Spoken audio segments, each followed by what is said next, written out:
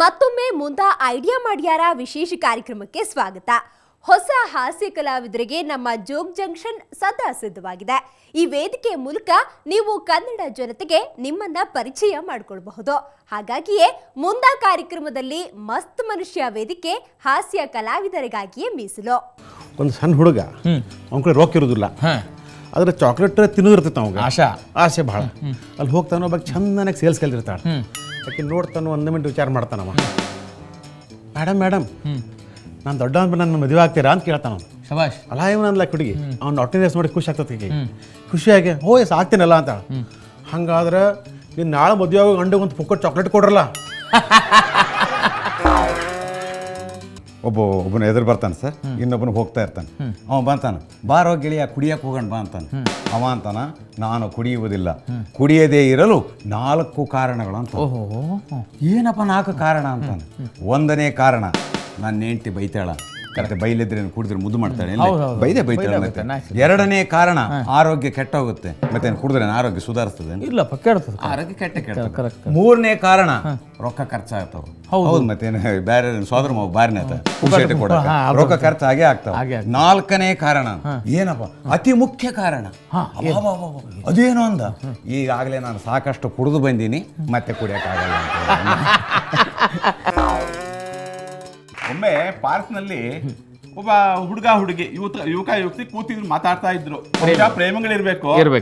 ಅವಾಗ ಎಲ್ಲಿಂದಾನೋ 2 ನಾಯಿಗಳು ಬಂದು ಅವ್ರ ಮುಂದೆನೆ ಆಟ ಆಡಕ್ ಶುರು ಮಾಡ್ಕೊಂಡ್ವು. ಮೂತಿ ಸೋಗಿಸ್ಕೊಂಡು ಭಾವನೆಗಳನ್ನ ಎಕ್ಸ್ಪ್ರೆಸ್ ಮಾಡ್ತಾ ಇದ್ವು. ಅದಕ್ಕೆ ಈ ಹುಡುಗಿ ನಾಚ್ಕೊಂಡು ಪಾಪ ಅವನ್ ಕೇಳಿದ್ಲು, ಡಾರ್ಲಿಂಗ್ ನೀನೇನು ತಿಳ್ಕೊಳ್ದು ಹೇಳಿದ್ರೆ ನಾನು ಒಮ್ಮೆ ಸ್ವಲ್ಪ. ಅದಕ್ಕೆ ಆ ಹುಡುಗ, ಹುಷಾರು ಡಾರ್ಲಿಂಗ್, ನಾಯಿಗಳು ಕುಚ್ಚಿ ಬಿಡ್ಬೋದು ಅಂದ. ಬೆಂಗಳೂರಿಗೆ ಬರ್ಬೇಕಾದ್ರೆ ರೈಲ್ವೆ ಸ್ಟೇಷನ್ ಒಳಗೆ ನಿಂತಿದ್ದೆ ಟಿಕೆಟ್ ತೆಗಿಲಿಕ್ಕೆ. ನಾನು ನಂಬರ್ ಹಚ್ಚಿ ನಿಂತಿದ್ವಿ. ನಾನು ಕಳಿಸ್ಲಿಕ್ಕೆ ಗಂಗಾಧರ ಅಂತ ಬಂದಿದ್ದ. ಮತ್ತು ಹಿಂಗೆ ಕ್ಯೂ ಮೇಲೆ ನಿಂತೇವೆ ನಾವು. ಒಬ್ಬ ಮನುಷ್ಯ ಬಂದ, ಡೈರೆಕ್ಟ್ ಕಿಟಕಿ ಕಡೆ ಹೋಗಿ ಟಿಕೆಟ್ ತೆಗಿಲಿಕ್ಕೆ ಹೋದ. ಆಮೇಲೆ ಎಲ್ಲರೂ ಸರ್ ಹಿಂದೆ ಬರ್ರಿ, ಸರ್ ಹಿಂದೆ ಬರ್ರಿ. ಅವೇನು ಕೇಳಲಿಲ್ಲ. ಆದ್ರೆ ನಮ್ಮ ಗಂಗಾಧರ ಹಂಗಿಲ್ಲ. ಯಾಕಲ್ಲ ಮಗನ, ಇಲ್ಲಿ ಪಾಳಿ ಒಳಗೆ ನಿಂತವ್ರೆ ನೀವು ಹೆಂಗೆ ಕಾಣ್ತೇವ, ಒಂದು ಹೋತ್ರ ಬೆಂಗಳೂರಿಗೆ ಹೋಗ್ತೇನೆ ನೋಡ ಅಂದ. ಅವು ಭಾಳ ಕಿಲಾಡಿ ಇದ್ರಿ, ಸ್ವಲ್ಪ ಸಾವಕಾಶ ಓದಿರಿ, ನನಗೆ ತುಮಕೂರು ಹೋಗೋದ ಅಂತಂದ. ಶಾಲೆಗೆ ಮೇಡಮ್ ಕೇಳ್ತಿದ್ದಾರೆ, ವಾಸ್ತವಿಕತೆಯನ್ನು ಮತ್ತು ಕಲ್ಪನೆಯನ್ನು ಒಂದೇ ಉದಾಹರಣೆಯೊಂದಿಗೆ ವಿವರಿಸುವ. ಆ ಹುಡುಗ ಎದ್ದು ಕೇಳ್ದ, ಮೇಡಮ್ ವಾಸ್ತವಿಕತೆಯನ್ನು ಮತ್ತು ಕಲ್ಪನೆಯನ್ನು ಒಂದೇ ಉದಾಹರಣೆಯೊಂದಿಗೆ ವಿವರಿಸುವುದಾದರೆ ಈ ಶಾಲೆ ಒಳಗೆ ನೀವು ಭಾರಿ ಬ್ಯೂಟಿಫುಲ್ ಮೇಡಮ್ ರೀ, ಅದು ವಾಸ್ತವ. ಆದರೆ ನಮ್ಮನ್ನಿನ್ನೂ ನೀವು ಸಣ್ಣ ಹುಡುಗರು ಅನ್ಕೊಂಡಿರಲ್ಲ, ಅದು ನಿಮ್ಮ ಕಲ್ಪನೆ ಅಂತ ಇವ ಮಗ. ಇದು ನಮ್ಮೂರಾಗ ಪ್ರತಿ ವರ್ಷ ಹಂಪಿ ಉತ್ಸವ ನಡೀತದೆ. ಹಂಪಿ ಉತ್ಸವ ನಡೀತಕ್ಕಂಥ ಸಂದರ್ಭದಲ್ಲಿ ತುಂಬ ಜನಜಂಗುಳಿ ಇರ್ತದೆ. ಆ ಜನಜಂಗುಳಿಯಿಂದ ಇರ್ತಕ್ಕಂಥ ಸಂದರ್ಭದಲ್ಲಿ ಹಂಪಿಯಿಂದ ಹೊರಗಡೆ ಬರ್ಬೇಕಂತಂದರೆ ಬಸ್ನಾಗ ಸೀಟ್ ಹಿಡಿಯೋದೊಂದು ನಮಗೊಂದು ಹರಸಾಹಸ. ಬಸ್ನಾಗ ಸೀಟ್ ಹಿಡಿಯೋಕೆ ನಮ್ಮ ಕಡೆ ಮಂದಿ ಏನು ಮಾಡ್ತಾರೆ, ಟೋಪಿ ಇದ್ರೆ ಟೋಪಿ ಹಾಕ್ತಾರ, ರುಮಾಲ್ ಇದ್ರೆ ರುಮಾಲ್ ಹಾಕ್ತಾರ, ಇತ್ತೀಚೆಗೆ ಅಂಗಿ ಬಿಚ್ಚಿ ಹಾಕಕ್ಕಾರೆ. ಮೊನ್ನೊಬ್ಬ ನೋಡಿದ್ರೆ ಸಾಕ್ಸ್ ಬಿಚ್ಚಿ ಅದ್ರಾಗ ಹಾಕಕ್ಕೆ ಸೀಟ್ ಹಿಡಿಯಕ.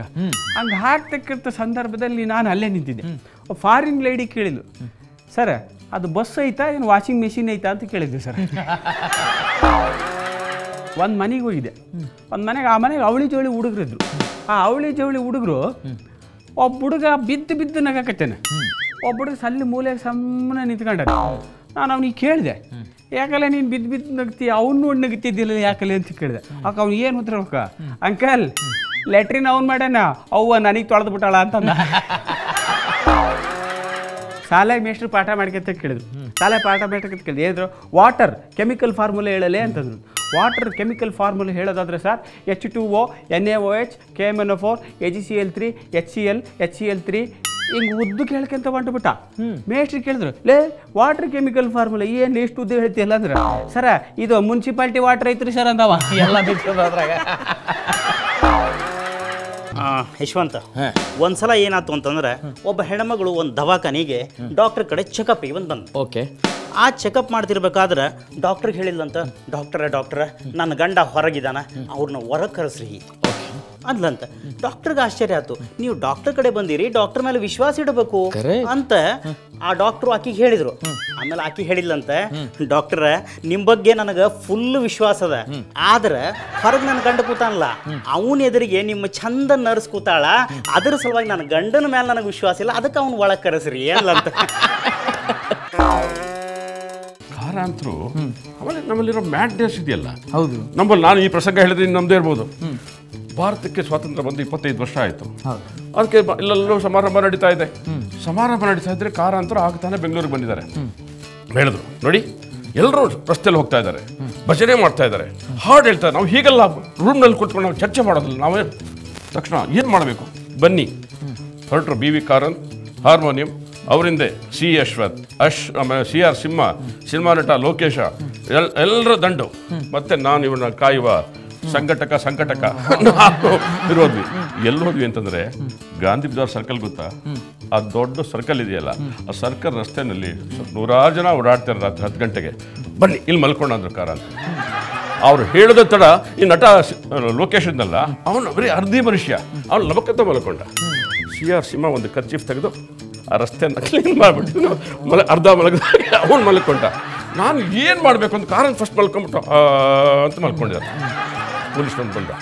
ಪೊಲೀಸ್ನವ್ರು ಬಂದು ಲಬಕ್ಕಂತ ಕಾರಂತರು ಕೊಡ್ದ ಸಾಮಾನ್ಯ ಮನುಷ್ಯರು ಅಂತ ಅಂದರು ಆ ಪೊಲೀಸ್ನವ್ರು ನಮಗೆ ಜ್ಞಾನೋದಯ ಮಾಡ್ದ ಸರ್ ನಿಜ ಸರ್ ನೀವು ಸಾಮಾನ್ಯ ಮನುಷ್ಯರು ಅಂತ ಈ ಸರ್ಕಲ್ ಇದೆಯಲ್ಲ ಸರ್ ಇದು ಸಾಮಾನ್ಯ ಮನುಷ್ಯರಲ್ಲ ಸರ್ ಇದು ಎಬೋ ಸಾಮಾನ್ಯ ಮನುಷ್ಯರು ಸ್ವಲ್ಪ ಪಕ್ಕದಲ್ಲಿ ಸ್ಲಮ್ ಇದೆ ಅಲ್ಲಿ ಸಾಮಾನ್ಯ ಮನುಷ್ಯರು ದಯವಿಟ್ಟು ಅಲ್ಲೋಗಿ ಸರ್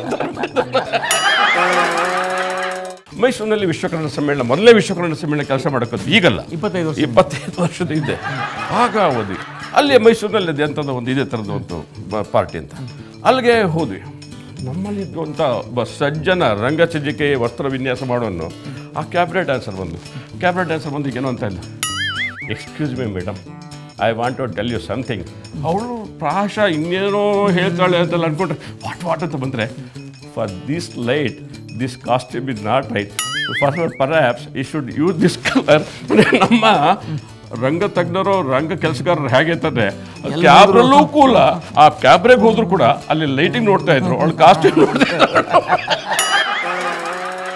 ಸಂಸಾರಂ ಭವಸಾಗರಂ ಅಂತ ಹೇಳ್ತೀವಿ ನಾವು ಹೇಳ್ತಾರೆ ಹಿರಿಯರು ಆಯ್ತಾ ಸಂಸಾರದಾಗ ಮಿಂದು ಗಂಡಗೆ ಭಾಳ ಬೇಸರ ಆಗಿರ್ತದೆ ಒಂದು ದಿವಸ ಹೆಂಡತಿ ಗಂಡಿಗೆ ಎಬ್ಬಿಸ್ತಾಳೆ ಮಧ್ಯರಾತ್ರಿ ಆಗಿರ್ತದೆ ರೀ ಹೇಳ್ರಿ ಎದಕ್ಕೆ ಕಣೆ ಅನ್ಕೊ ಹೇಳ್ರಿ ಎದಕ್ಕೆ ಅನ್ಕೊ ಹೇಳ್ತೀರಿ ಇಲ್ಲ ಹೇಳ್ತಾರೆ ಏನ ಅನ್ಕೊ ನಮ್ಮ ಲಗ್ನ ಮಾಡಿಸಿದ್ನಲ್ಲ ಬಟ್ಟ ಸತ್ತೋದ್ರಿ ಹೌದಾ ಅವ ಏನು ಅನ್ಬೇಕು ಮಾಡಿದ ಕರ್ಮ ಎಲ್ಲಿ ಹೋಗ್ಬೇಕು ಮತ್ತೆ ಅಂತ ಪ್ರತಿ ಸೋಮವಾರದಿಂದ ಶುಕ್ರವಾರದವರೆಗೆ ರಾತ್ರಿ 8:15ಕ್ಕೆ ಪ್ರಸಾರ ಆಗೋ ಮುಂದಾ ಜೋಗ್ ಜಂಕ್ಷನ್ ನಲ್ಲಿ ನಿಮಗಾಗಿ ಸಾಕಷ್ಟು ಜೋಕ್ಗಳ ಗೊಂಚಲನ್ನ ತಂದಿರ್ತಾರೆ ಯಶವಂತ ಸರ್ ದೇಶಪಾಂಡೆ. ಮಿಸ್ ಮಾಡದೆ ನೋಡಿ ಅಂತ ಹೇಳ್ತಾ ಕಾರ್ಯಕ್ರಮ ಮುಗಿಸ್ತಾ ಇದ್ದೀವಿ. ಕ್ಷಣದ ಸುದ್ದಿಗಾಗಿ ನೋಡ್ತಾ ಇರಿ ಸುವರ್ಣ ಸುದ್ದಿವಾಹಿನಿ.